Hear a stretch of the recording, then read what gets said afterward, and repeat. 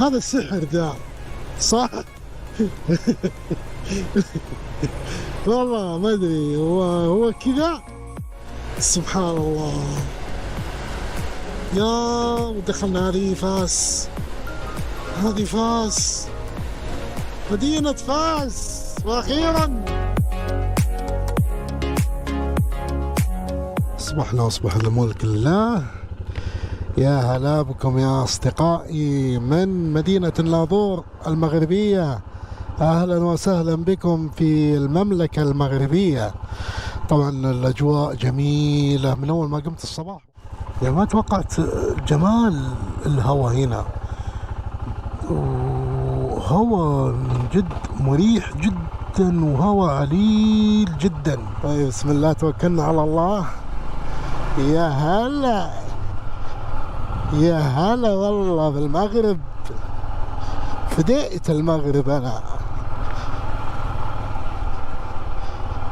يا سلام يا سلام، الله يا حلو الديره ذيك، شوف اطلاله كذا على المدينه. يا سلام يا حلو اجواء المغرب، واو.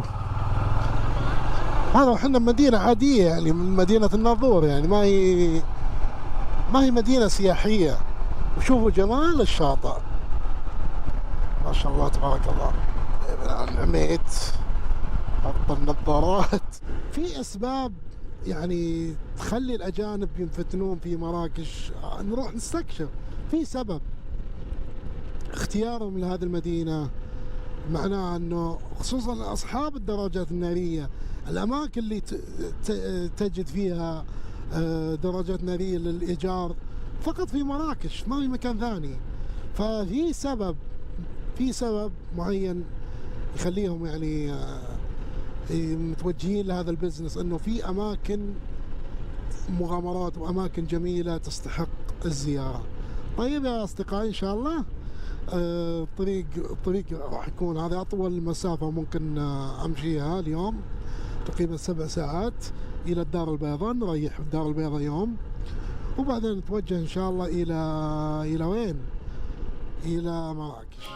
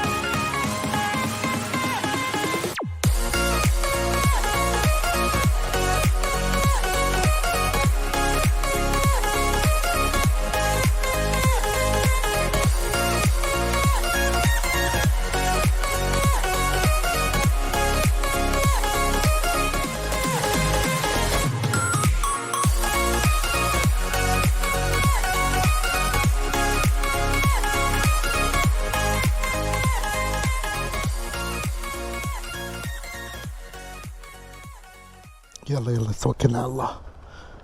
Guys, good luck for your trip. Enjoy Fas. You will love it. It's beautiful there. Okay. Bye bye.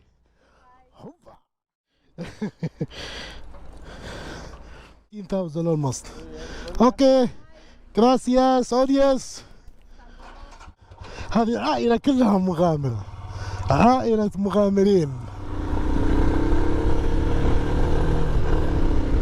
يا الله.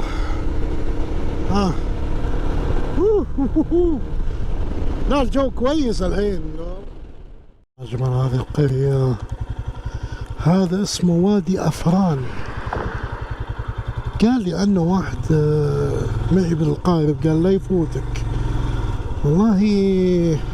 خلينا نسأل جوجل. الله، واو يا واو واو. وهنا مزارع، هنا ما ادري كذا هضبة على. يا اخي ايش ذا التضاريس الغريبة، يا الله. ولسه تونا ما دخلنا.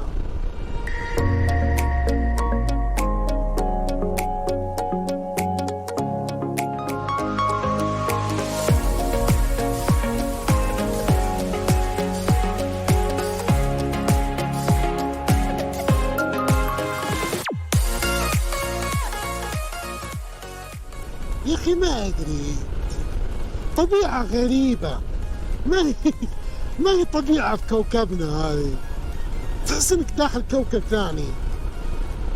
يعني أنا شفت طبيعة سويسرا، طبيعة النمسا، طبيعة جورجيا، شفت الطبيعة الأوروبية، الألبس الأوروبي، بس هذه وش هي؟ هذا شيء غريب، هذا السحر ذا صح؟ والله ما أدري، هو كذا، سبحان الله. يا دخلنا هذه فاس، هذه فاس، مدينة فاس، وأخيرا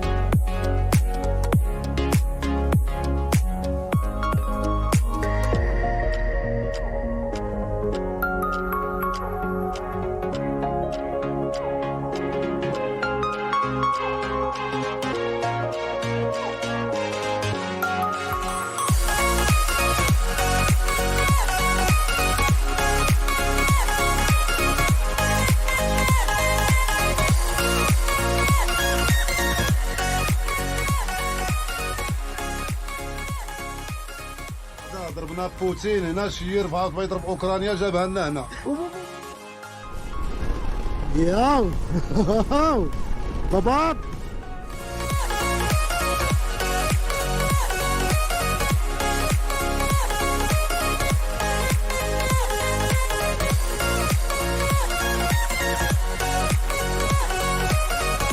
بسم الله، يا الله. هلا والله أصدقائي، حياكم الله من مدينة المغربية الجميلة، مدينة السياحة الأولى، العاصمة التجارية للمغرب، الدار البيضاء يا أصدقائي، كازابلانكا. بنيجي إن شاء الله، نيجي نستكشف هذه المدينة. أنا بس جيت ريحت وبكمل على مراكش. يعني مريت على رباط، مريت على فاس ومكناس، مريت على مدن كثيرة، قرى، هجر. سويت سكان سريع، لكن إن شاء الله التغطية يا زملائي يا أصدقائي.